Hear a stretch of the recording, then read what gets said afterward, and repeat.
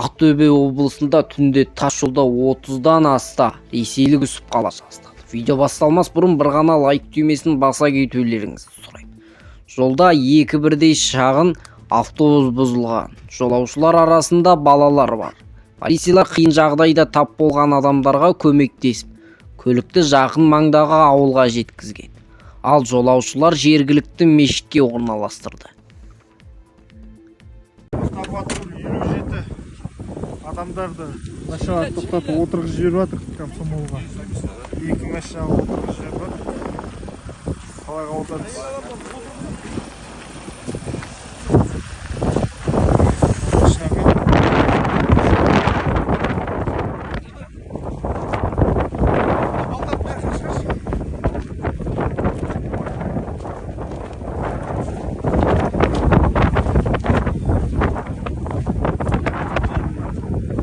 Қалай қабылдадыңыз сапар?